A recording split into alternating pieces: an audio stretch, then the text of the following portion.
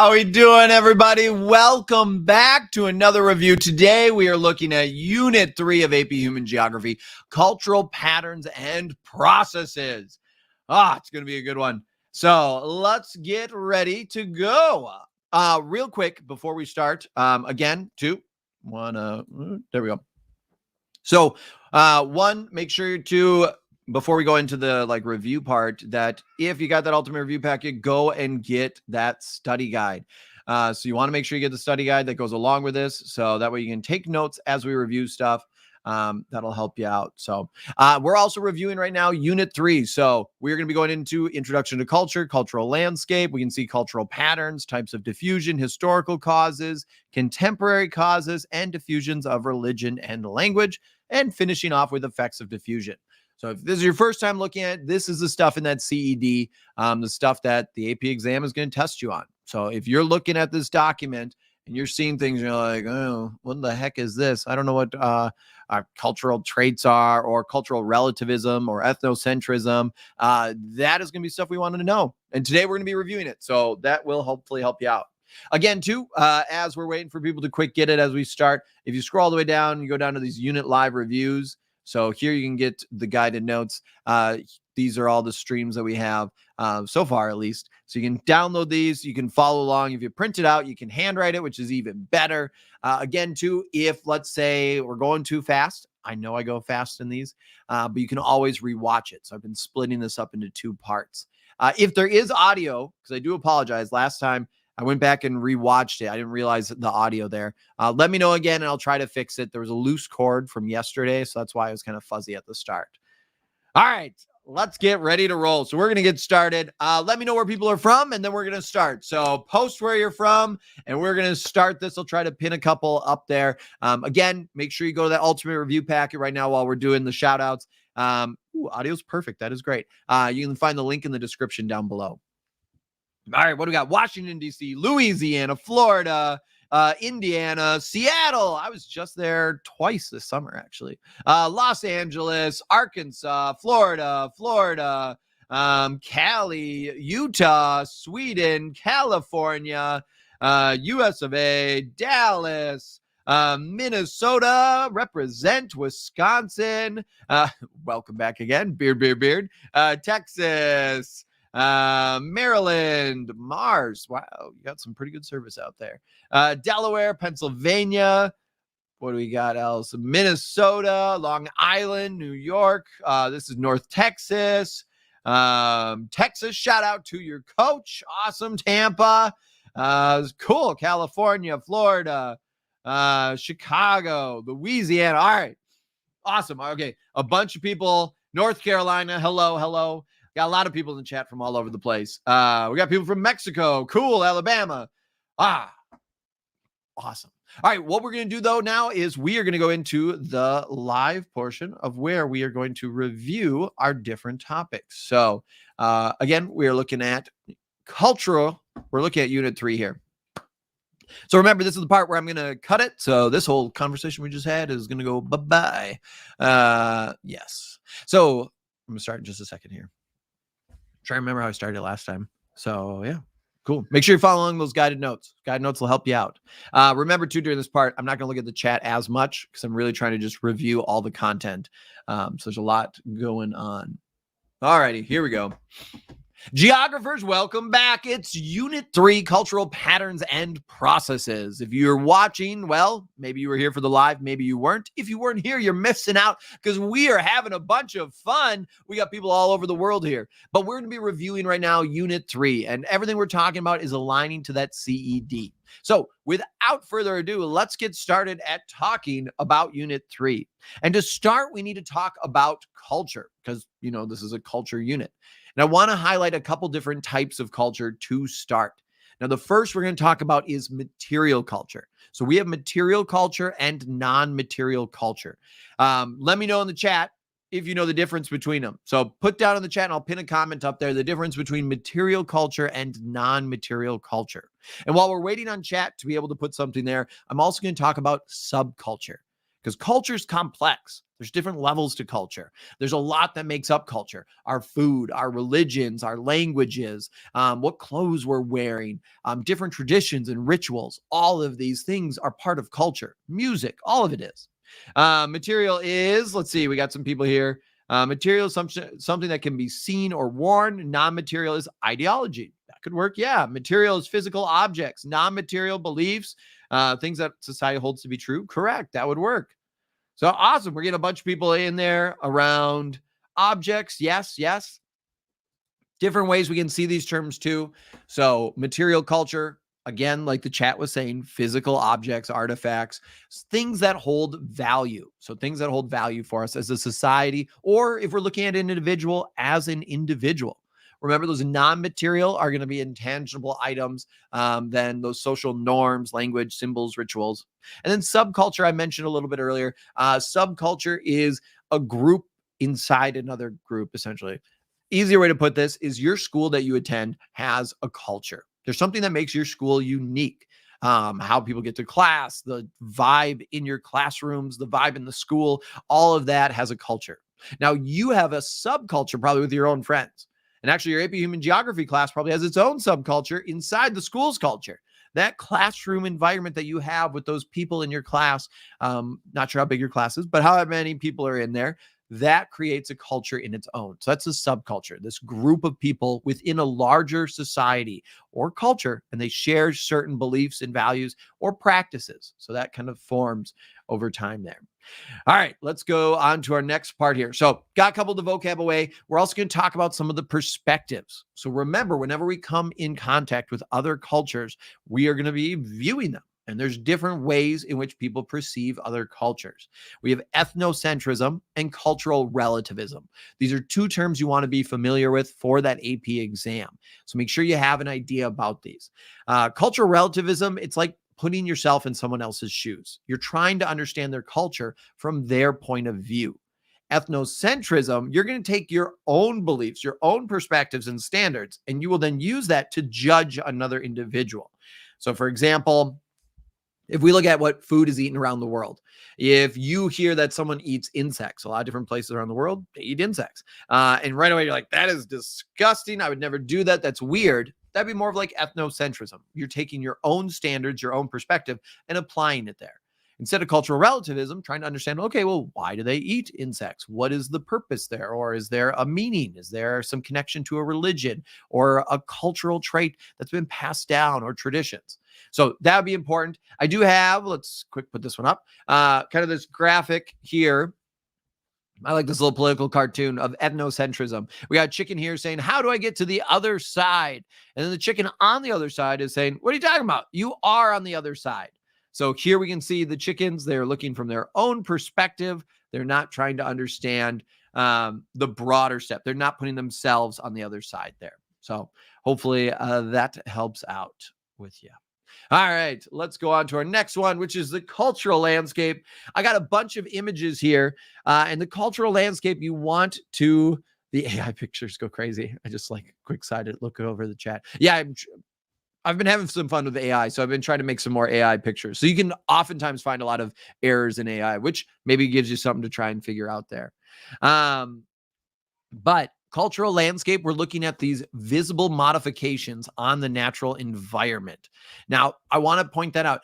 We have to have some modification. We have humans, society that has modified the environment. And the environment, oftentimes, we have this human environment interaction that we've talked about in other units.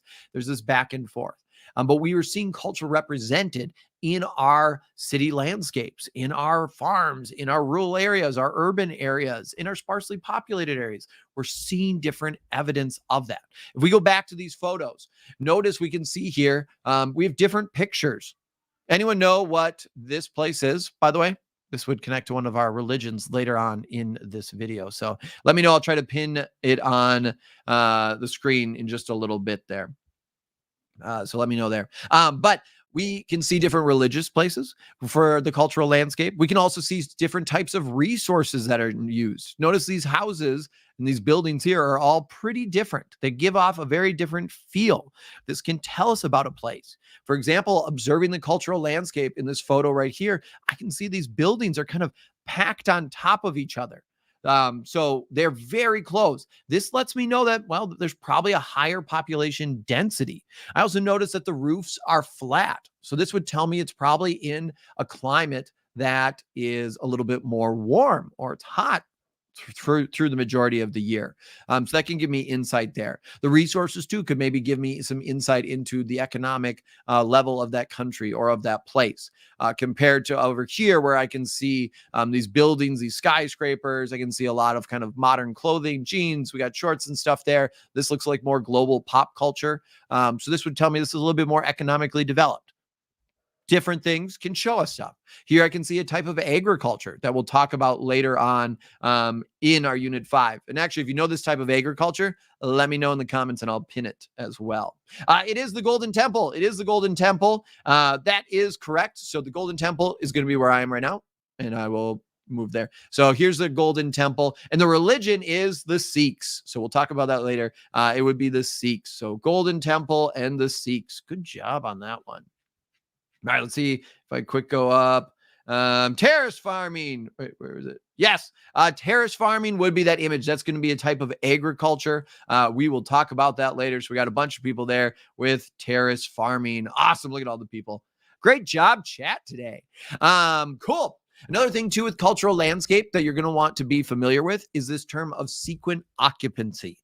So sequent occupancy, we're talking about how our past cultures, the people who are there, have really left their mark.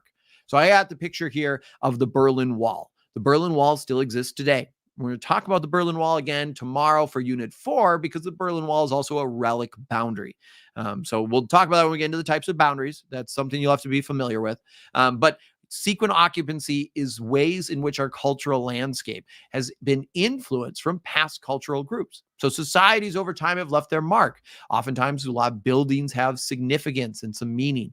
And we can see that in sequent occupancy. So this is a vocab term you want to be familiar with. You definitely could see it on that AP exam. And it's one a lot of times students might forget about, but it's part of that cultural landscape. And you'll see this separate from that as well. So I just want to kind of highlight there. All right, next one is some more vocab. I'm going to just make it full screen so you can see it a little easier. Got some more AI art there.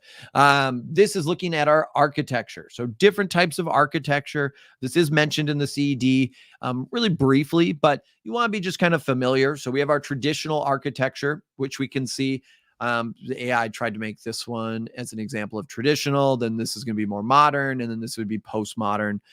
Don't ask how all this stuff's hanging up. There's clearly some structural issues here, but that's okay. Traditional architecture would be this style of home that's going to show more of these regional characteristics, oftentimes reflecting culture, oftentimes reflecting the history there.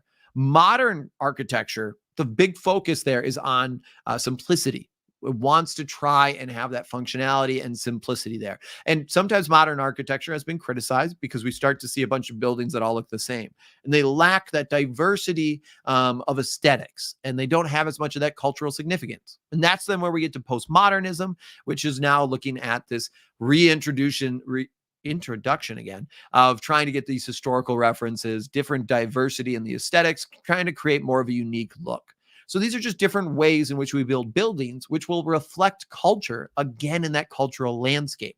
We're looking at our cultural landscape of different places around the world. So important to note there.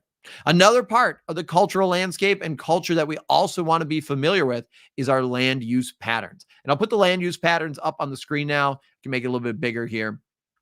We've talked about land use patterns before. They come up throughout a variety of different things in this class. So you want to be kind of familiar with it, but this is going to be how our land is modified. So modifying our land is going to be important here as we continue to see land change. That shows us what society values. So if you think about it, if I'm in a society and it's all agricultural land, that can tell me some things about the economy. It can tell me some things about the types of work that people are probably doing, the jobs that are there, the resources. It can even give me some insight probably into the density. And if we look at population, maybe even family size, all of this stuff kind of helps us being able to understand about a society. And I can make these observations just from looking at the land. So agriculture is going to be our food production. Commercial is going to be things like stores. If we're looking at like a Best Buy, a Target, a Walmart. Industrial is going to then be our manufacturing and production. Recreational, again, is going to be parks. You can see here we got like a trail. We could also have like a stadium, some thing that people are doing to kind of blow off steam. Residential, then again, we're going to have all the houses or apartment buildings, and that changes with density as well. And then transportation. What modes of transportation do we have? That can tell us insight as well about a culture. In the United States, we drive a lot. It's very common for people to drive 30 minutes, an hour to work. Other countries, that's completely unheard of. No one would drive an hour to work. People are a lot closer, depending on where we're living. In the US, we have less public transportation. If you go to London, if you go to Paris, if you go into France, they got public transportation all over. Most people take public transportation. They don't drive themselves. In the US, it's more unheard of to not drive. Unless you're in a big city like Chicago or New York or LA, those then you're going to rely more on public transportation. So all of this stuff can give us different insights about a place. So you want to make sure you spend a little bit of time on that there to make sure you understand it. All right, let's go on to our next part here. When we're looking at it, cultures and places. So a couple things with vocab that's going to come up. One, let me know in the comments what consists of a place. There's two characteristics that make up a place, kind of connecting back to the 5 themes of geography. So let me know in the comments, and then I'll try to pin something on the board for you, or on the screen, not the board. This isn't actually, we're not actually in school right now. So let me know there. It's not site and situation. I mean, site and situation have a factor there, but it would be, I just saw it. Here we go. This is the first one I saw. Human and physical. So our human characteristics and our physical characteristics. That is what makes up a place. Site and situation are also going to be factors, but there we're dealing more with absolute and relative. And next one to pin up on the up on the screen, we'll have site and situation. Let me know the difference between site and situation, and I'll pin that one on. So a place, as we're waiting for that, a place consists of our human and physical characteristics. And the more unique they are, the better the sense of place will be. So a sense of place, remember, is this kind of strong emotional connection that people often have with an area. You think about when you leave for a vacation and you come home, you're driving in and it feels like you're home. You recognize the sights, the smells, the sounds. It feels good to be back there. And as we go to different places, we can start to understand what is unique there. If you go to New York City, you're going to feel that bustle, that hustle, the lights, the sounds, the horns, the people walking, the smells of the different vendors. All of that creates a very unique sense of place and creates a very unique place. Now, sometimes we could have it where we have placelessness. Now, this would be when a place essentially lacks some of these unique characteristics. They don't have any unique human or physical characteristics that really stand out. So the place then doesn't really convey much to us. So it just kind of blends in with everything else.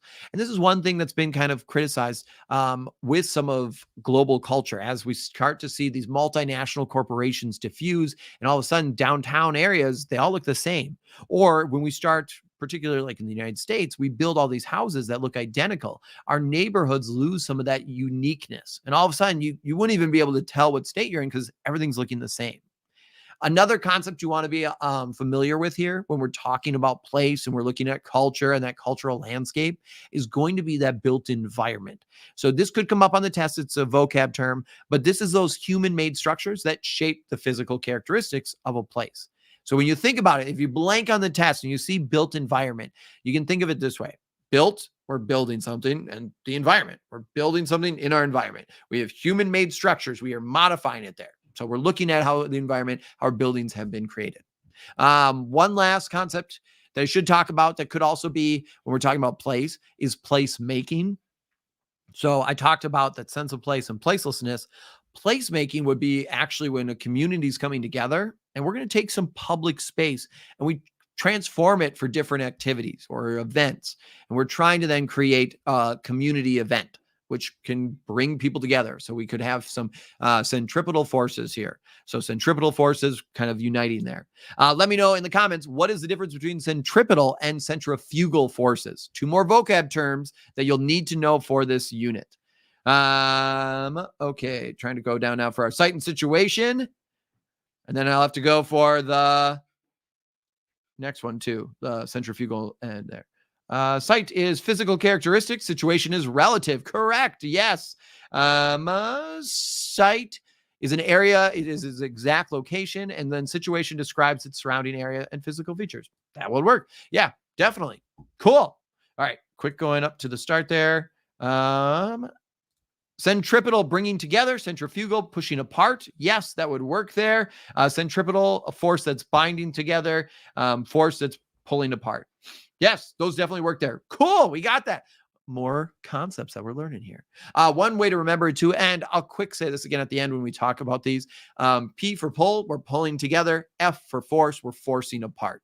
So if we're trying to remember the difference. On the AP test, we mentioned this yesterday. A lot of times you'll see questions. The College Board knows, hey, students will often mix up centrifugal and centripetal. So you're probably going to see, if you're going to see those on the test, you'll see those two together. They'll kind of be connected because they're trying to see, they're not trying to trick you, but they're trying to see, do you really know what centripetal forces are or what centrifugal forces are? So if you understand that, then you know the difference between them. So you want to make sure you know that. And I did mention this uniform landscape. These would be some examples to an extent here when we're looking at this. So here we have like a McDonald's, a Chipotle, a Starbucks. You can see up here like kind of these homes that are, we have different colors, but they're kind of all identical. This is becoming more of a uniform landscape. So here we're starting to all of a sudden see where we're losing some of that uniqueness of a place. If I put you in front of a Chipotle, you probably wouldn't be able to tell me what state you're in because they all look the same. And so this is homogenized, uniform. Be kind of familiar with those because you might see those used in a question. And this is, again, one of the things that's happened as global culture, as our pop culture, our modern culture continues to diffuse and spread. And this is also why some folk cultures and indigenous cultures will resist new things like the internet, computers and technology. They want to try and protect their unique culture, their unique languages and traditions, because the more and more they continue to become exposed to global and modern culture, then we start to see they start to lose certain aspects of their culture as we see acculturation, assimilation, and all of that start to happen there. So let's go on to our next thing real quick. If you are struggling with any of this and you need some extra practice, it's only like a 4-minute video, but all it is practice of looking at the cultural landscape. So you can kind of see a screenshot here. But all it is practice of looking at that cultural landscape and then being able to make these connections and being able to kind of make inferences about a place. This is also using photo analysis, a skill that you need for this AP test. So if you're interested, you can check it out. It's in the Ultimate Review Packet, just a 4-minute video, but it's just practicing this particular skill and concept because FRQs have used some photos before where you've had to analyze it. Multiple choice questions definitely have. So you want to spend some time making sure you understand it. So if you're interested and you got that Ultimate Review Packet, after the stream, you can go check out that video and review it. Just make sure this is making sense for you. All righty, let's go on to our next thing there. Moving on. So up next is our types of diffusion. And we'll do another one in the chat that I'll pin. Let me know the different types of expansion diffusion. So expansion diffusion, I'll pin one of those there. But our 2 types of diffusion is relocation and expansion. So remember, relocation is the physical movement. We have a cultural group, a group of people. They're in place A. We're just going to move to place B. So we're physically just moving. Expansion, think of it like math. It's addition. It's this person-to-person contact. So what's starting to happen is actually we are expanding outwards. More and more people are practicing the trait. With relocation, that origin point often may actually diminish because as someone's just moving from here to here, there's also less people practicing the trait. With expansion, that origin doesn't necessarily decrease because it is growing outward oftentimes. And not always in this direction. There could be hierarchical, a bunch of them. So there's differences there. Let's see. Someone saying, why are there ads? I'm not sure. literally just reading the notes. That might be a YouTube thing, so I can try to look and figure that out. So I apologize for that, but yeah, I'm not sure there. Okay, stimulus, contagious, hierarchical, and expansion. These are all different types. You also, it's more rare, but you could see reverse hierarchical as well. So that could also be a thing as well. Yeah, contagious, stimulus, relocation. Relocation would not be an example of expansion though. So it would be hierarchical. Stimulus, hierarchical, contagious. I'm the GOAT. Yes, you are. Way to rock it. Cool. Let's go to our types of diffusion then. Make sure these are making sense. So I'll put these up on the screen. Got some more AI out there because I want to make sure the different types of diffusion work for you and that it's making sense. So remember here, all of these types of diffusion are where we are seeing that origin point. It's not shrinking. It's this person-to-person contact. So more and more people are practicing these traits. Now, when you're on the AP test, and when we are actually starting to get into situations, make sure you also are aware of how these could connect into the real world. You might have to have an example on an FRQ, or you might be shown something you have to identify. Or maybe you have like a scenario where you see, okay, this is what's happening, and I'm trying to figure out what type of diffusion it is. Or maybe a question's asking you, it's saying like, hey, which of the following is an example of contagious diffusion? So remember with contagious, we're talking about that center point there. Everyone is going to be impacted. It's going to continue to spread outwards. You can think about it like a cup of coffee that you have when someone makes it and all of a sudden it just continues to spread and spread and spread, that smell. And all of a sudden, before you know it, everyone's smelling the cup of coffee or that candle that's being lit. Hierarchical would be the spread of something that top down. Unlike contagious, where there's no barriers, hierarchical, there is this process. So it could be an example, a CEO, the board, they come up with a decision. They go tell the managers that this is what we're going to be doing. Give this information to eventually your floor managers. They tell the floor managers, eventually goes down to the workers. It's spreading in this top-down manner. Or if we're talking about fashion, we could look at fashion as an example. A lot of stuff originating in Paris, in France, eventually going to like New York, eventually spreading out throughout the Chicago, LA, going to some of our major urban areas. So here, it's not necessarily power with individuals, but we're looking at the size of cities. So that could be hierarchical. Reverse hierarchical, an example could be, I think pickleball would actually work. Starts off in a smaller area with a family. They create the game. Pickleball then starts to diffuse upwards to so there's friend groups, eventually going into larger cities. Eventually it goes national and kind of expands upwards. So we're starting at the bottom of a power structure now and moving up. And then the last one, stimulus, again, it changes that original idea. So like McDonald's, as it diffuses, oftentimes they will change their menu, they'll change their signage, they'll change how the restaurant looks because it is stimulus diffusion. They're adopting and changing to these different cultures that they're spreading to. But it's still McDonald's at the end of the day. So it's still McDonald's there. All right. Going on to our next thing. If you do need more help with this, I do have a video just breaking down diffusion. It's got also some tips and tricks in it if diffusion is a little tricky for you, because you want to make sure you understand diffusion for sure. There's also a quiz there, 15 questions where there's different scenarios, and you're trying to then see what is the type of diffusion and also why it is that type of diffusion. So I have an example of one of the questions there too. So if you're interested, by all means, check it out. If you scan that QR code, or you can check back later on and you'll be able to find it.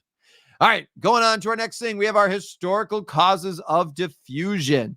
So one of the things that we can see here, colonialism, imperialism, trade, all of these things are going to impact diffusion. And this is all kind of like historical causes. So creolization, this is a vocab term you want to be familiar with. Generally, it's going to be connected to the colonization. So for example, we have the Creole language in Louisiana, which is a mix of a variety of different things from colonization. But here we have different cultures mixing, coming together, and they're practicing then a new language or cultural practice. Over time, it's kind of expanded this definition here. Lingua franca, you will want to make sure you have an understanding of this. Connects into our language part of the unit, but this also connects into historical causes. And the reason why I'm mentioning it as a historical cause is English is a lingua franca. And part of the reason why is because the British pretty much colonized the world. And so English was spread around the world. So it becomes a very common means now of communication for people who speak different languages. The next one I have up there is diaspora. It's not directly listed in the CED, but it's a good one to know because it's come up in a couple of different ways. It deals again with historical diffusion, generally of people, where they're moving from their homeland. And this could be due to forced migration, which remember we talked about in Unit 2. Forced migration is something out of someone's control. So, for example, a historical event, the Atlantic slave trade, where we had enslaved people taken from Africa to the Americas. That would have created a diaspora. So important to kind of understand just that concept. Other things too with like colonization and imperialism. A lot of people ask, what do I need to know about history?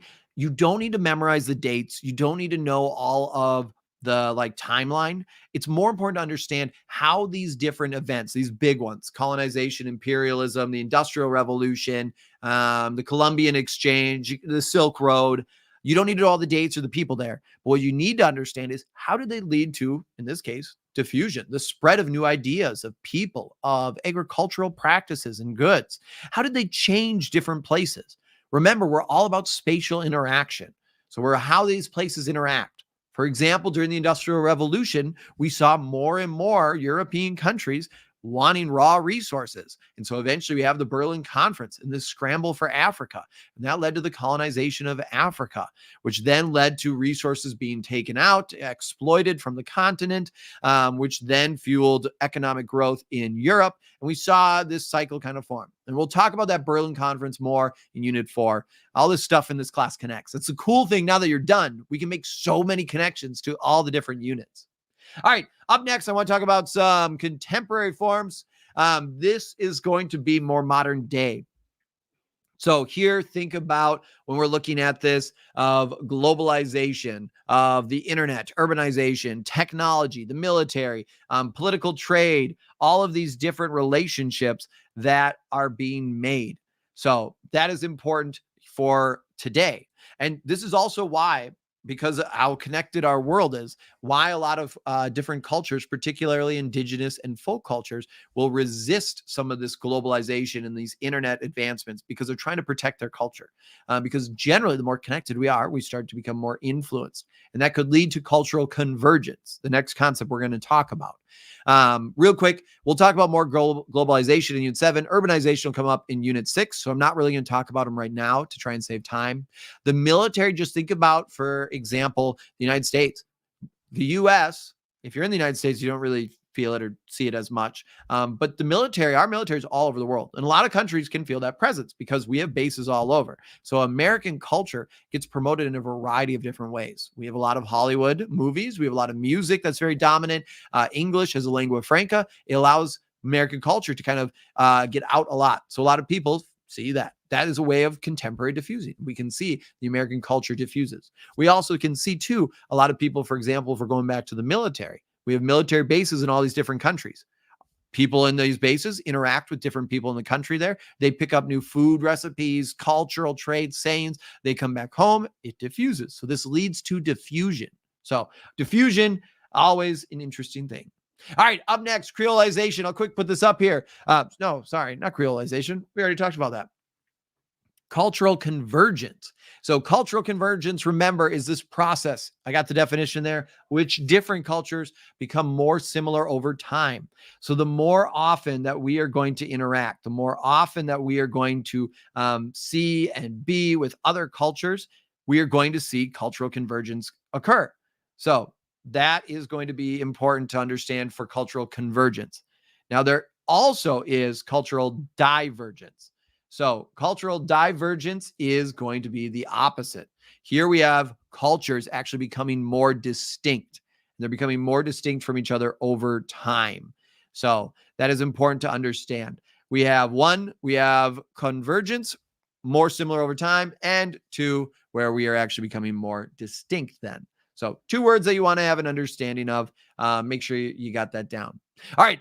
Next part, what I want you to do, we're not going to go in depth into all of the different religions and languages. We're actually almost done reviewing culture, but I want to just hit some of the highlights. There's a lot to all of these things. One thing I will say about the religions when we get into the culture unit, the religions of the world are fascinating, and there is so much cool history and culture and traditions to learn about with them. However, with the AP test, don't get too bogged down here. You want to understand how they impact the cultural landscape, maybe some of the big religious figures or the religious texts, or particularly those places of worship, because you'll see that in that cultural landscape. But you do not need to memorize all the dates. You don't need to know all the different scriptures or the different holy books and all the different psalms and verbs and all those things. We're focusing here again on how places interact. So up first, we have our first faith. We're looking at universalizing religions. So let me know in the comments, what would this religion be? And what would also be like a place of worship here? So universalizing religions, we're going to do a lot of kind of back and forth now with the chat here. So we got Christianity. It is Christianity. Christianity churches. Yes, churches. Christianity churches. Correct. So Christianity churches, Jesus would be a significant figure here. If we're looking at house of worship, again, it is going to be the church. So you'll see a variety of different styles of that. Our next faith. Did I skip one? No, I don't think so. Nope, I didn't. Okay, just want to make sure I didn't skip one. All right, what's our next one? What do we got? Again, universalizing religions. So as we're waiting on the chat here, also too, let me know holy place of worship for this faith as well. So as we're waiting on the chat, universalizing religions, as you can see, these are religions that are going to try to expand. They want to appeal to all different people. So they are looking to get more converts as they convert more people. They're trying to promote the teaching, and oftentimes may even change a little bit depending on where they are. Now, the fundamental like scriptures and stuff of that aren't going to change, but we can see some different nuances that can appear.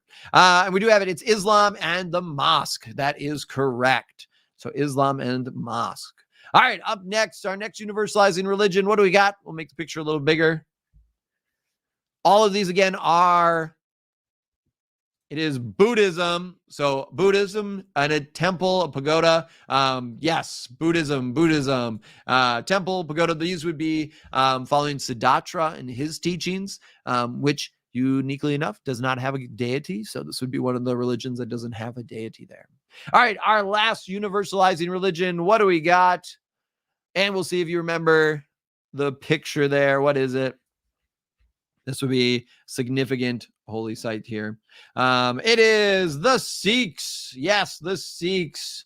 So it is Sikhism. It's the Sikhs. So the Sikhs with the gurus, remember? We can also see too the distinct items of clothing. That also would be something that would show Sikhs as well. And yes, the Golden Temple. Correct. All right, up next, we have ethnic religions. So unlike universalizing religions, remember, ethnic religions are often centered around like one cultural or ethnic group, and they're often not going to spread out as much. If diffusion occurs, it's going to be mainly through relocation diffusion. And I should say, because I forgot to say that for the other faiths, diffusion is something you want to be aware of when it comes to religion. So all the other faiths have diffused through relocation. But when we're looking at universalizing religion, we'll also see hierarchical diffusion or contagious diffusion. Because again, those faiths are looking to add more people to the faith. And so again, expansion is additive. We are adding there. Relocation's not additive. You could join these faiths, but they're not necessarily trying to convert people and expand there. What do we got? It is Hinduism. Correct. Hinduism. We have temples here. Yes, Hinduism. Sweet. And our last one up, this is our last ethnic one. I will note there are many, many other religions in the world. They're equally interesting to study and look into. These are the only religions that are listed in the CED. So again, the CED is that course exam description. We want to make sure that we're following it because this is what the test is going to be based on. All right. And it is Judaism. Yes. And synagogues. Correct. Yes. The wall. Yes. Yes. Judaism. I'm trying to like click as many, but the chat moves so fast. As soon as I click one, it immediately moves. And sometimes I click the wrong one, which is fine. All right. Perfect. Let's go on to our next part then. We are almost done. It's going to be the languages. Now, we'll get to the language families in just a second, but this is a couple of vocab that you want to be familiar with when it comes to language. So isogloss, we got that boundary. Again, it's going to be defined by a linguistic difference. This isn't a boundary that you're necessarily going to physically see. But a lot of times, too, dialects are going to actually create this. So a dialect is these regional variances in how we're talking. For instance, I all the time am told in the comments that I say agriculture wrong, that it sounds like agriculture because of how I pronounce my A's or my E's. There's a variety of things for pronunciation where you can tell I am from the Midwest. A lot of people, too, when they think of the Midwest, maybe they don't think of how we talk like this. They would more think of like, oh, hello there. Welcome to Minnesota, home of the fresh homegrown tomatoes. Would you like some casserole? Don't you know? You know, it's pretty chilly out there. Oh, but you know, we got to get through that traffic season because, oh, you know, it's just so busy. So that would be more of maybe a Midwestern, the stereotypical thing that you see on TV. But that is definitely not how I talk. Maybe it is, though, and I don't know. Who knows? So that'd be example of dialect. Isogloss, again, is the boundaries. Endangered languages are ones that are at risk of just disappearing, like no one's going to be actively practicing. And then a dead language is where that native community is no longer speaking the language anymore. And so again, this is also why many cultures are going to be resistant to contemporary diffusion and modern day technology. Folk and indigenous cultures want to protect their unique cultural heritage and traditions. Language is one of those. And so they don't want to necessarily be on TikTok and all these things because that promotes more of the global culture, which promotes more of a homogenized world. So diversity there makes things a lot more interesting.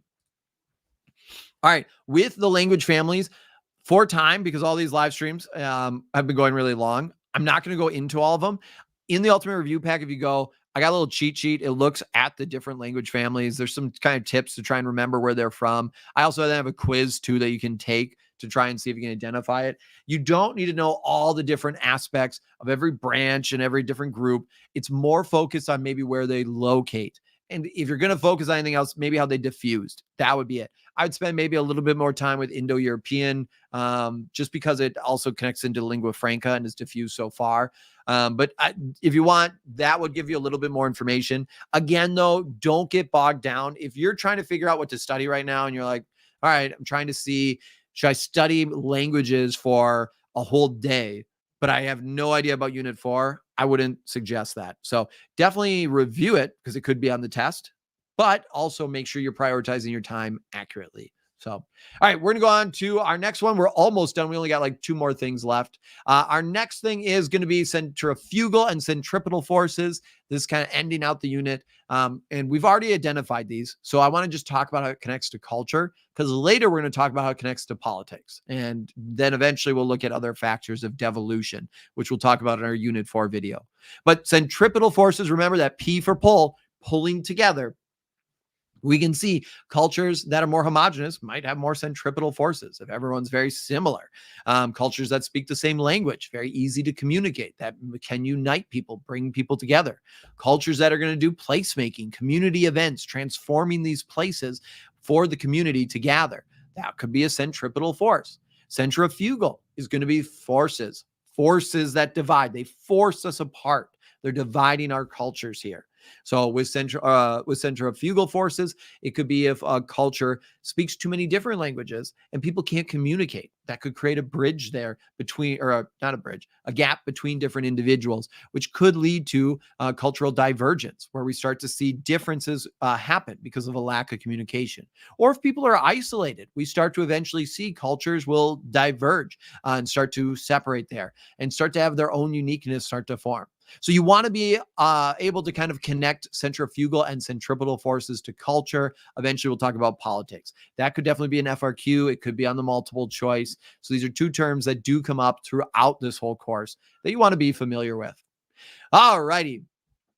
Our last part now. Very last one. We are at the last end of this, and then we're doing the Kahoot. So get ready there. What we're looking at here is some effects of diffusion. So I want to just highlight, we have assimilation, acculturation, syncretism, and multiculturalism. These are going to be important to have an understanding of, as you may see them on the test. So Assimilation, this can be forced. This can also be voluntary. So there's kind of two things that could occur there. Again, depending on the action. Forced is going to be out of someone's control.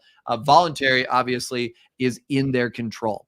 But this is when an individual is going to be giving up actually their culture for the dominant culture of the society.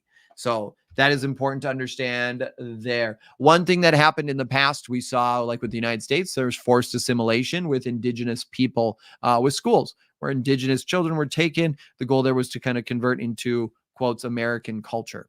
Acculturation is going to be when cultures adapt and change certain cultural traits, but they're not going to lose it. Syncretism is one that you don't want to get confused with. This one trips a lot of people up. Syncretism is where we're looking at the merging of these different religions, cultures, these schools of thought. And what starts to happen then is they start to change. So, and actually, I apologize, I was reading too fast and trying to also get the Kahoot up at the same time. Syncretism is where two cultures evolve. They change over time in a similar manner. They're not merging. So like Sikhism, Buddhism, there's religions that have had that happen. So syncretism again occurs there. We're not merging together. So like Sikhism had influences from Islam and Buddhism, but they still remain distinct. So that would be an example of syncretism. Multiculturalism, people coexist together within a larger society. I do want to highlight too, some people were asking earlier, the difference between creolization and syncretism. Originally, creolization was really just focused on linguistic and cultural blendings that occurred there. So this is these diverse people, and generally through colonization or trade or things of that nature.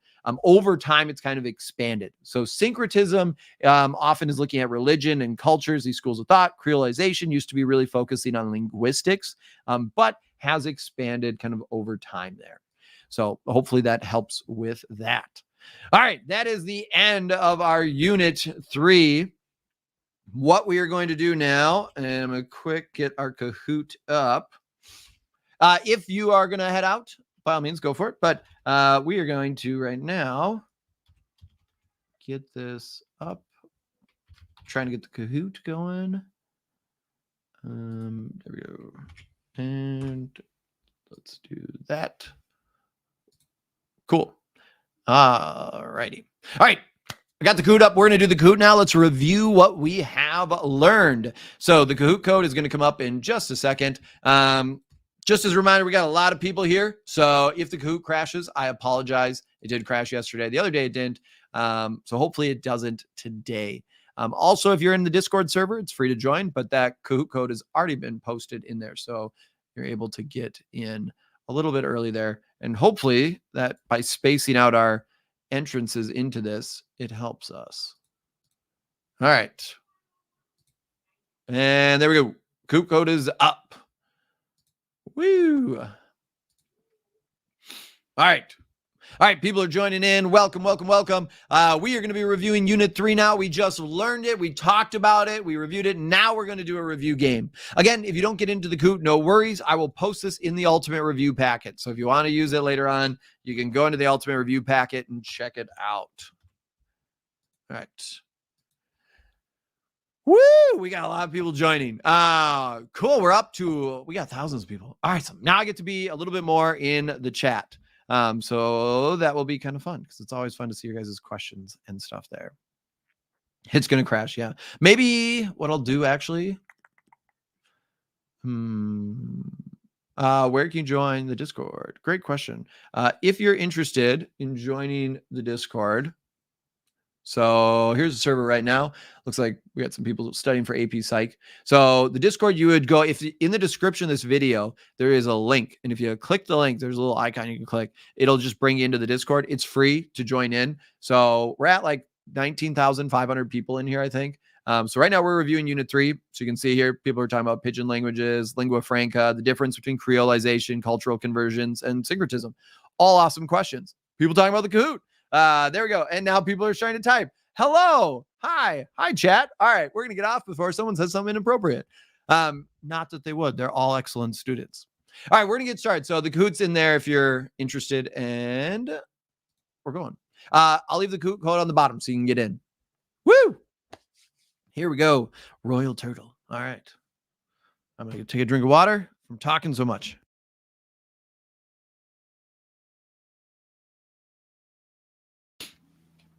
All right. The wearing of a hijab would be an example of which of the following? All right. Here we go. Anyone want to play Valorant Valorant? Good game. Quality game. I like it. Positive vibes. Good luck on the Kahoot, everyone. Thank you for coming. It's red. All right. All right. So when we're looking at this, yes, it would be a custom here. That is going to be looking at like a cultural trait, things of that nature. So this would connect with Islam and the religion. So that would connect there. Adorable pony for the win right now. These are helpful. Good. I am glad these are helpful. So thank you for joining, and I'm glad that you're getting a lot of value on this. It's not loading. I apologize if the Kahoot's not loading. We might max out this Kahoot. It seems like we're getting more and more people every day, which is great. That's fantastic. So I will post the Kahoot later on in the chat, in the Ultimate Review Packet and stuff. So hopefully that you can play it there. Otherwise, join the Discord. I guess that's free. You don't have to pay for anything. And then you could get the link a little early there. A taboo is going to be something that is socially unacceptable. You're not allowed to do that. All right, let's look at this one. So which of the following language families is spoken primarily in the Middle East? Afro-Asian. Okay, so this is just one of the ones to think about. Indo-European, again, maybe just even some of the names could kind of help out a little bit of where things have diffused. Again, in the Ultimate Review Bag, I have that cheat sheet. The hard thing with some of these different language families, you kind of just got to look at them and kind of memorize it. So this is one of the things that you just kind of got to practice. The more we practice, the easier it is to remember these different families here. So this is just looking at this origin. The Kahoot crash. I'm sorry you didn't get in. I hope tomorrow you'll be able to get in. You can keep trying. Maybe some people leave and eventually you get in there. All right, next question. Which of the following best illustrates a cultural landscape created by a minority culture going against modern culture?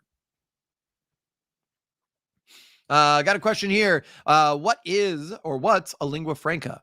So a lingua franca, remember, is going to be a language that's commonly spoken as someone's second language. So like English is a lingua franca. Around the world, it's often used in business. It's spoken in a variety of countries. If it's not your first language, oftentimes it's people's second language. So English would be an example of a lingua franca. And that connects back to colonization and imperialism. We're going back in history there. All right, let's see. Majority of people did get this one. Yes. So graffiti on the side of the building, that's kind of like rebelling. So if we're looking here at a minority culture group going against is to kind of rebel. We're pushing against it. Graffiti would be. So you could use graffiti to communicate your culture, your opinions on things. And graffiti oftentimes turns into art and expression. So freedom of speech. All right, let's go into our next thing here. McDonald's diffused around the world. However, as it diffused, it changed their menu to reflect local culture. What is this? Am I a teacher? Yes, I do teach. So during the day, I teach. These weeks are a lot of fun, but it's also a lot of work because I teach all day. Then I come home, rest for a little bit, and then I do AP Psych review, and then I do this. But I do teach. Yes, I do teach a variety of classes. Mr. Sinn Gaming Channel. It would be fun. It really would, but I'd have to have something unique about it because there's a lot of gaming channels out there. I mean, you got Tim the Tapman, you got Doc, you got a ton of people out there. So yeah. All right, stimulus diffusion. Yes, majority of people got it. Remember, stimulus diffusion, again, as diffusion's occurring, we are going to see changes happening. That original idea, we can still see, like McDonald's is still McDonald's, but it has shifted. There's new things added and changed to reflect that local culture. All right, next question. Jack cannot believe that people in other countries eat bugs. He believes people who do this have no standards. What do we think? Mr. Sinn, do you think it's worth, or do you think I should buy the Ultimate Review Packet? I don't. If you're asking if I think the Ultimate Review Packet's worth it, I'm going to be biased because I made it, but yes, I do. I try not to do anything that I don't think provides value. If it doesn't provide value, I shouldn't do it. So I spent a ton of time with that packet and have really beefed it up this year. Actually, over the summer, I redid the entire packet. All of that stuff's brand new. because I thought I could do it better. So I continued to try and make it better and better. And it is ethnocentrism. So I think that's what you're asking, maybe. I don't know. If it wasn't, let me know. It is ethnocentrism. Remember, cultural relativism is putting ourselves in someone else's shoes. So if Jack was practicing their cultural relativism when someone else is eating bugs, he would ask questions. Instead of judging, he would ask questions about, well, why are you eating bugs? What do they taste like? What's the point of that? Why are you doing that? What is going on with your culture? Instead of taking your own cultural standards. So don't mix up cultural relativism and ethnocentrism. Make sure you keep those separate there. All righty. The bubonic plague, once it reached a city, what type of diffusion occurred? What do we got? Could I do a Gimkit, please? I will be honest, I love Gimkit. And actually, I wanted to do a Gimkit challenge. I actually had the script for the video. I filmed the video. I haven't been able to edit it yet, where I have a Gimkit made. It's almost done being made, but it has all the vocab terms in the entire class. And then I was going to post it and have a challenge of the only up mode to see who could get the fastest up while reviewing vocab. And I thought that would be a lot of fun. I didn't get to it this year. It's like halfway done. So, but Gimkit's great. It just doesn't work the best for live. I would love to do something with Gimkit. So that'd be cool. It is contagious diffusion. So plague got there and then it expanded. It expanded in all directions. The hierarchy did not matter at all. If you want, tag Gimkit. Be like, hey, you should work with Mr. Sinn. He would love to do a collab and make a sweet Gimkit mode. That'd be cool. I'd definitely be down for that. Alrighty, let's go. I'm just going to have to go all the way down to the end here because I am so far behind on chat. Can I consider mullets part of my culture? Sure you can. Hairstyle, that would definitely work. Alrighty. Majority of the world's religions. What do we got? 6 seconds left. You are in first place. That is fantastic. Congrats on being in first place. Way to go. That is awesome.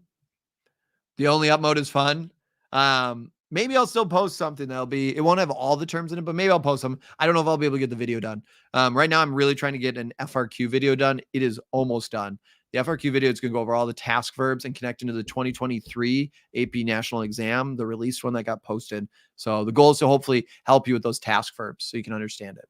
So yes, majority of these world religions, when we're looking at them, whether it be universalizing or ethnic, relocation, especially originally, generally, again, over time, especially with universalizing religions, then we see some of those expansion also happening. But they all pretty much have had relocation diffusion occur.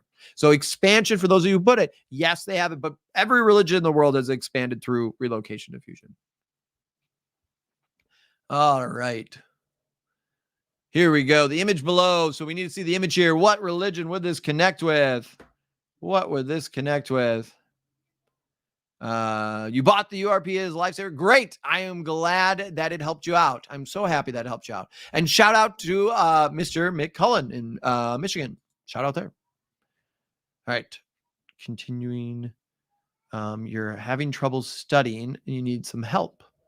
I'm not sure exactly what you're having trouble with studying. So one of the things I would focus on. Cool. Majority of people got this. Let me know in the chat too. What is this building? So what's this building here what is this religious area? The significance here? What is this? What's going on here? So I'll pin that as soon as I can. But with studying, again, one thing I would say is don't try to do it all at once. One thing that oftentimes happens is students try to focus on everything. And they're not going to try to study it all at once. What they're going to do, though, is they'll be like, oh, I have so much to do. I just studied unit 3, 4, 5, 6, 7. I don't know these terms. And there's FRQs and multiple choice. And by focusing on everything all at once, we become overwhelmed. Pause, take a deep breath, one thing at a time. Have it where we're going to study one unit, and then you're going to study one part of the unit. Just study it for 20 minutes. Take a little break, then come back. When you break apart your studying, it'll be less overwhelming. It'll also be more effective. And again, too, look for a practice test where you can take a practice test, then you can go and see what you got on it. Then you can connect back to try and see, all right, I missed these questions from unit 5. Now I know to go study unit 5. Remember, too, to have confidence in yourself. You can do this. You guys, all of you, I don't know how much you pay attention in class, but you've put on so much work throughout this whole year. You can do this test. You're going to rock it. You've got plenty of time. The fact that you're here, the fact that you're giving up time out of school to study, that shows to me that you are going to be able to rock this test. So believe in yourself. You can do this. All right. It is Mecca and it is the Kaaba. So connecting with Islam, we got the Kaaba there. It is Mecca. So a bunch of people. Yep. Awesome. Awesome. Again, Islam would be a universalizing religion. So remember that, those two different groups there. All right, next one coming up. According to the map below, Buddhism diffused initially to where? What do we got?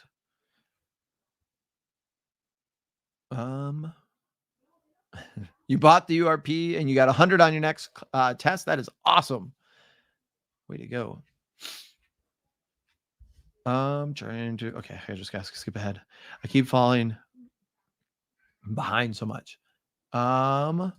Question here. Hey, you just got it. Well, thank you. Welcome. That's awesome. You like all exclusive content. That is great. FRQs, MT. Yes, I think I am going to do those. I'm going to do them probably closer to the test. So right now we're going to go through all the units first. Maybe the day before the test, we'll do some of those. I think on Saturday, I might do a bonus live stream too, or Sunday. I'm not sure which day. So I'm not going to go into that yet, but we might have a surprise one there that'll go over all the models and all the theories. Yes, it is Southwest Asia. So when we quick look at this, again, here's our origin point. One of the things when we're looking at maps and any stimulus component, remember, we are always going to make sure we spend a little time before we answer a question.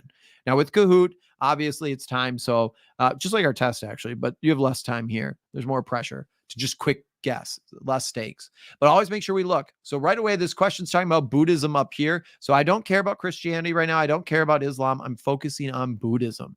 And I can see here we have our centuries. So the solid there is our 8th, then we have the 12th, and then after the 12th. So this is talking about initially. Initially means at first. So I want to look at where it originally diffused to. So you don't want to make the mistake where I'm not reading some of this text down here or where I'm quick skimming through a question, because notice if I did that, I might have gotten the wrong answer because I would have missed some important details. So always make sure we read carefully. I would highly recommend when you're taking these tests, underline as you go. If you see a term, underline it. If you see a task verb, underline it, highlight it, circle it. It'll slow your brain down. On that test day, you're going to be really nervous. You might not think it right now, but you're going to be nervous and your brain's going to be going really, really fast. You're going to be trying to go through that as quick as you can, which makes sense. You only got 60 minutes for the multiple choice, 75 for the FRQ. So slow down a little bit. Make sure you read things carefully and you will make less mistakes, which will help you out and it'll be a good day. All right. It's all going to be a good day. All right. Question as people are answering these. What is my favorite unit? It always changes. I feel like it used to be unit 2 for the longest time. And I still have unit 2 as a top tier unit. That's S tier. I think that's an S tier unit. It connects to so many things. Last couple of years though, political geography, unit 4 has really moved up. I would say that one's also an S tier one. I think a lot of people though have a hard time with that one because of how much vocab there is, like multi-state nation, nation states, stateless nation. There's a lot. It's easy to mix stuff up, but it's just so cool because you can connect it to so many things in the real world. So probably unit 4, unit 2 are my top ones. Maybe I put unit 7 up. I don't know. I have to think about it a little bit more.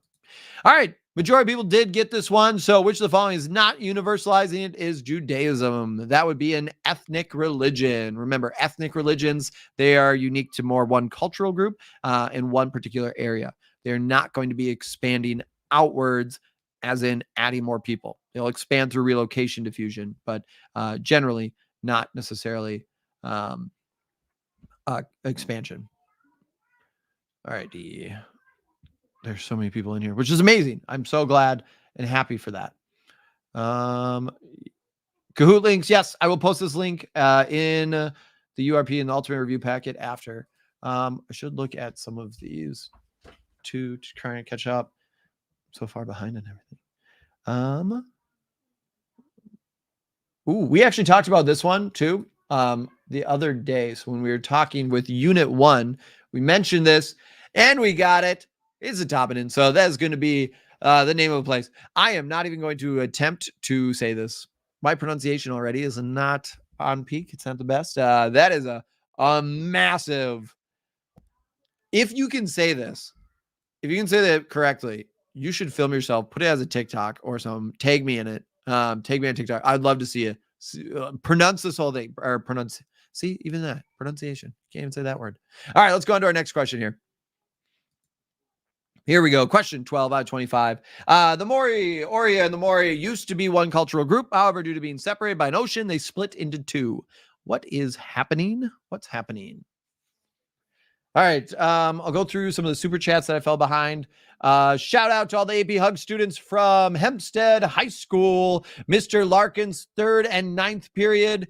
Shout out to all of you. Cloud Cutter, thank you for the membership. Logie, thank you for the sticker. Going down. Miss Pablo, number one.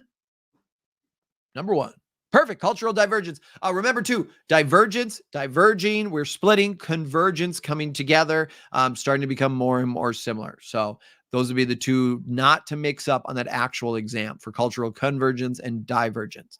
And again, oftentimes it's going to happen when convergence happens with more interactions, globalization, things of that nature. Divergence, there could be separation. It could be because of different languages and other things like that. All right, we got centrifugal and centripetal things. We've been talking about this, so make sure we don't mix them up here. We've been reviewing this. All right, going down. Yes. Another one from Mr. T. Thank you very much, Mr. T. Yeah. Again, all the students, it floors me that all of you guys come out here and you're studying outside of school, and it also floors your teachers. Please, please, please thank your teachers because they do a lot to try and help you out. I am a guy on YouTube. I teach myself, and I love teaching and I love interacting with students, helping out. But your teachers are the ones who are there helping you all year. So please make sure you're thanking them. They really appreciate it. And they're definitely proud of you for studying. So remember that. You got a lot of people rooting for you come May 7th. All right. Majority of people did get this one. Remember here, when we look at this, the F for force, we're forcing apart. We're forcing apart. Which of the following would not be a centrifugal force? If another country declared war, like I'm in the United States, if a country declared war on the United States, that is going to unify people in the U.S. It's not going to push us apart. We're going to try to defend our country. We're then going to want to bond together. So that would be something that would keep people together. Let's quick talk about these others because we do have a decent amount of people on each one of them. So if we have multiple ethnic groups with self-determination, we're going to talk about self-determination tomorrow, but that would create more divisions and possible conflicts as we continue seeing more people want to have their own state and separate. Physical boundaries that separate groups, we are going to see them more cultural divergence. Remember, divergence, separated apart. We're getting some division here. And multiple languages spoken inside a country that could also create a centrifugal force.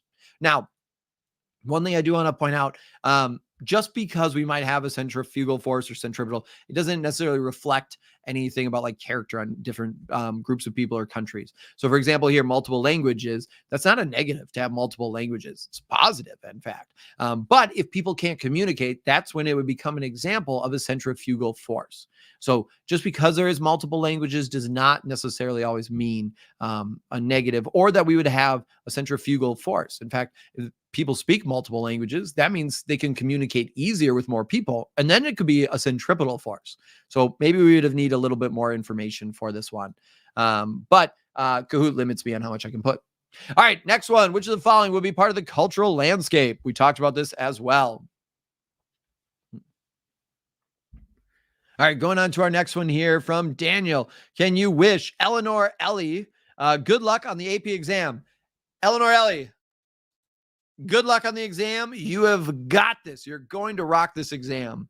Shout out to Mr. Newhouse. Mr. Newhouse, shout out to you. Shout out to Miss Cooley's class 3rd period. Shout out to Miss Cooley's class 3rd period. Shout out to Coach I am sorry, I'm mispronouncing the name. in his third, he introduced me to you. That is so kind. And I feel terrible now that I'm mispronouncing his name. And it's also partially because my voice is starting to give out.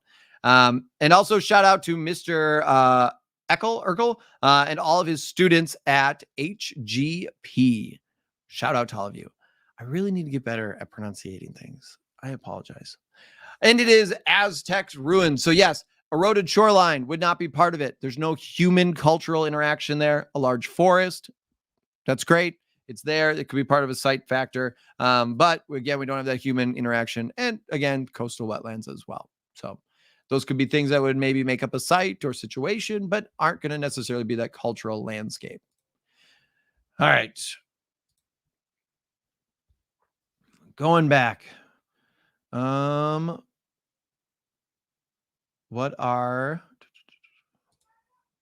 So when we're talking about ethnic and universalizing culture, we're really looking at the religions. I would focus on, for buildings, just understanding the symbols of the different religions and also houses of worship. So a lot of the houses of worship have certain symbols on, which would then give you an indication of the faith. You also could look at like clothes as well, of what people wear, because then when you're looking at photo analysis and we're looking at a picture, you can kind of see what religions may be there based on what maybe people are wearing. Depending on if it's a universal or ethnic, that does change things. All right, and it is relocation diffusion. So if we're quick looking at this, again, we have the Mormons here, and we can see over time diffusing. So this is going to Utah then. This would be an example of relocation. We're not expanding to different people here. We are relocating throughout the U.S. Perfect. Majority of people did get that one. All right, up next, which of the following would not, so it's a not question, don't let you get tripped up on that, not be a characteristic of a global culture? Yes, so for the FRQs, you're going to always have 7 parts for each FRQ. You will for the FRQs. Trying to catch up here.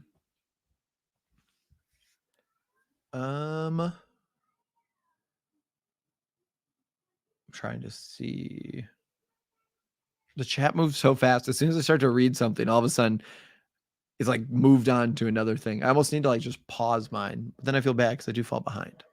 All right, majority of people did get this. Isolated and focused around rural settlements. Again, if we're talking about global culture, we are going to look at a culture that is going to oftentimes become slowly more homogenous. We also will have a large diversity of people. We're going to see new ideas that are kind of coming in. Diffusion happens a lot through hierarchy. So that hierarchical diffusion or contagious can happen as well, depending on which scale we're looking at, honestly. The internet's going to be big. Oftentimes, it's going to be more individualistic. So if we're looking at folk and indigenous culture, they're more communal based, where we're focusing on like the family and the community above your own individual goals. Where global culture, modern culture, you are going to be focusing more as an individual. Family can still be important. Religion can still be important. But we start to see institutions become almost higher up. So that's just some things to kind of think about there. All right, going on to our next thing. Here we go. Question 17 out of 25. What do we got? Which of the following is not one of the ways globalization has impacted the world? What do we got here? Trying to see here. Shout out to Mr. Johnson's third period class.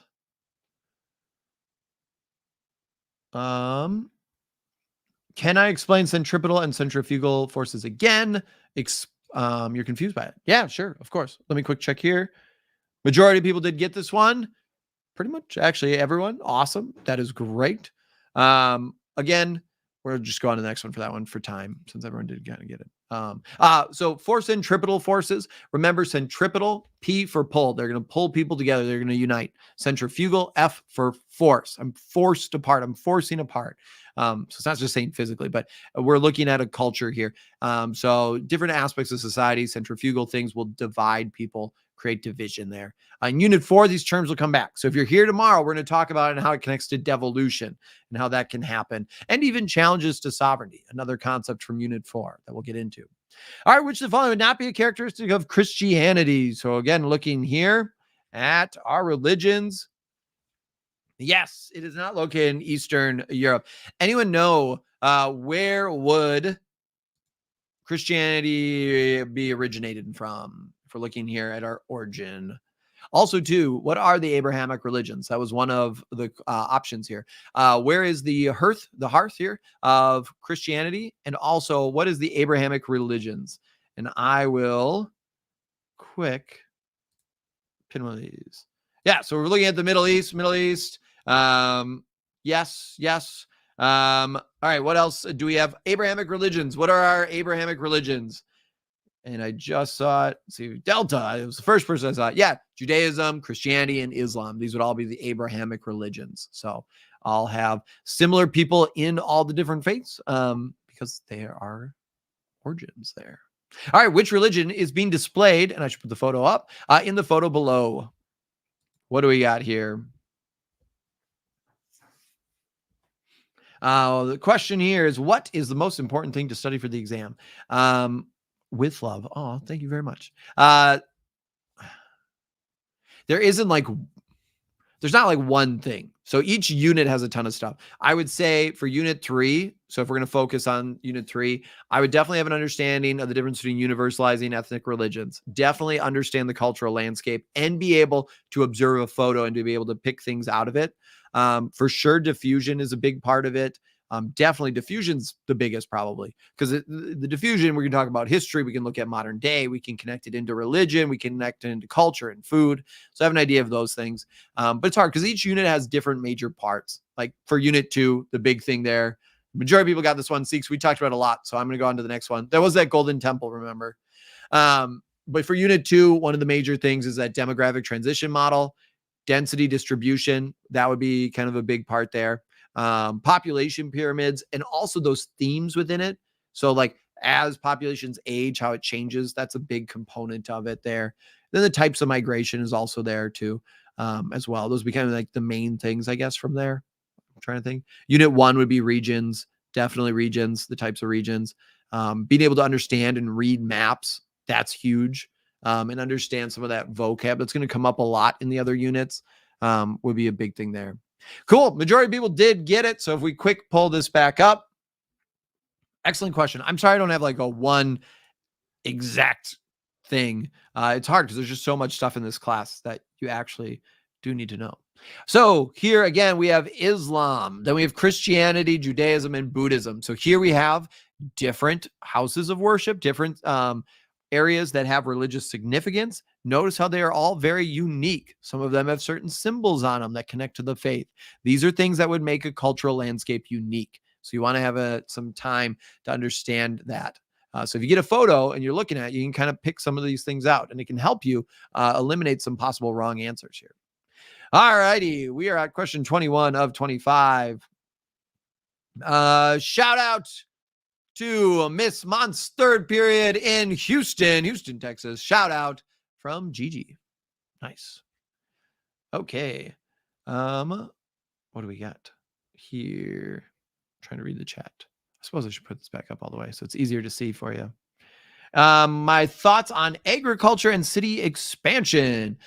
Great question. We will talk about these in Unit 5 and Unit 6. So I'm not going to go into the other units just because of time. So we'll talk about those later on, but I will get to those. All right, majority of people, we had a 50-50 here. Again, this is just looking at part of Africa. This is one of the things you just kind of got to study to be able to memorize if you're going to be spending time here. Again, I don't think it's the biggest thing in the entire course by any means. So if you're prioritizing things, definitely it could be on that AP exam, but I don't know if I would say this is the most important thing there. All right, question 22 of 25. Which of the following is the world's largest ethnic religion? So the focus here is ethnic. What do we got? We have a question here. Mr. Sinn, I have been practicing FRQs on past College Board FRQs, and I get answers that are similar but are different from the actual solutions or the answer key. Should I be concerned? No. It is okay if your answer is not word for word the same. So readers, you have those possible answers. It does have to connect. Like it has to be close to those. And oftentimes when you're looking at the actual rubric, you'll notice there's a bunch of possible answers. You don't have to have all of them. So there's a variety of ways to often to answer FRQs. So you want to be as close as you can. Obviously, you have to have the right answer. But if it's not the exact wording, that is okay. As long as whoever's reading your answer understands that you know what you're talking about and you are correctly explaining it. That's what you got to focus on there. All right. And it is Hinduism. It is the world's largest ethnic religion. That is correct. All right. Question 23 out of 25. Here we go.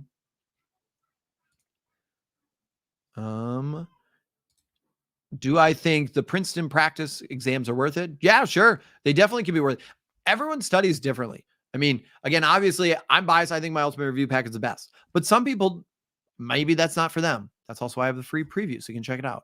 That's okay. Princeton review books, I have a lot of students who use those and they love them. So great. If that works for you, you should do that. The goal is that you can succeed. So it doesn't matter if it's my resource. It doesn't matter if it's College Bar. It doesn't matter if it's Princeton Review or the Barron's. Find something that works for you. If you're using the Princeton practice exams, just make sure that those questions, when you get wrong, that you go and check to see that CED, what units could they connect to? So you want to make sure that you're connecting back. The more practice exams you can take, and honestly, the more variety in exams, probably the better, because you can see different ways questions are written, which again can help you better understand these things. All right. Majority of people did get this here. Sorry, quick take that off. So the majority of people did get it. We have global culture over indigenous. Cultural landscape becomes more uniform. Remember, uniform, more homogenized. It's all starting to become the same. So that's one thing to remember there when we're looking at terms. Uniform or homogenized isn't always necessarily listed in the CD, but it connects into these concepts. And it could be used in a question. So understanding these can help you understand what the question's actually asking. All right, let's go. What do we got here? Free trial. If you get the free trial, you get like unit 1, I think unit 2, you can see the study guides, the answer keys, the practice quizzes. You can see the unit review videos. So you get a first couple of the units where you can see. So completely free if you want, try it out. So when you get in there, you'll be able to see it. So it'll unlock part of the packet. People asking if it's too late to buy it. Again, it's up to you. If you want to get it, that is great. I don't think it's too late. The advantage of the packet is since all my videos in there are based off that CED, it's very focused on just the CED. So I know some of my students will watch the videos to review all the stuff before we take our unit tests.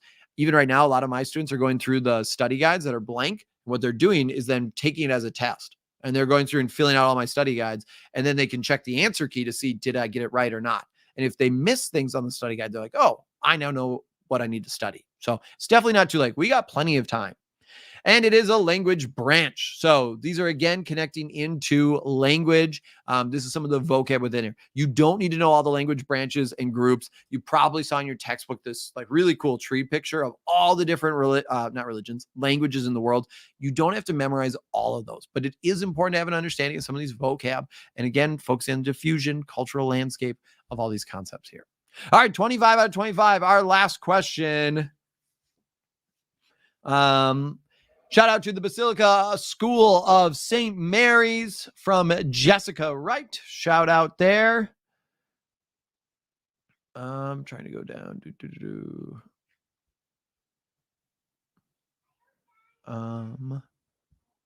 What do we have here? Shout out to Mr. Olson from Atlanta. Shout out to you. Okay, I'm so far behind. Do I teach at a high school? Yes. Yes, I do teach at a high school. I am a teacher. IRL. Surprise. Yes. And what do we got? Multiculturalism. Majority of people got it. Cool. We ended on a high note. That is awesome. AMSCO books. Yeah, those are great. Again, you want to find stuff that works for you. So find stuff that works for you. The URP, that's the ultimate review packet. So just ultimate review packet. I just shortened it. Been saying it a lot there. So yeah, cool. All right. And we have our winners. So congratulations. Thank you everybody for coming today. It is getting late. The streams have been going long. Doing these back to back to back is a lot. So tonight I'm actually gonna have to sign off. I can't really stay that much longer. If you do have more questions that I didn't get to, I'll try to get to some more tomorrow, or head on over to the Discord server. It's free. Links in the description. And you can ask students there. Again, we have 19,000 students and teachers in there. If you're a teacher in the chat, and you're going to go into that Discord, let me know, let Ahmad know, so we can get you the teacher role. It's a really cool community that a bunch of people can just study for. So once you get in there, you just click the geographer role, and then you'll get all of the channels for AP Human Geography. So thank you all for coming. Tomorrow, we're going to be doing Unit 4 at the same time. You are all awesome. You are all going to do great on this test. So I am going to sign off, though, because by the end of all this, I'm not going to have a voice anymore. So thank you again, everybody. Have a great night, geographers. You can do this. I'm Mr. Sinn, and I will talk to you later. I'll see you next time online, 7 p.m. tomorrow.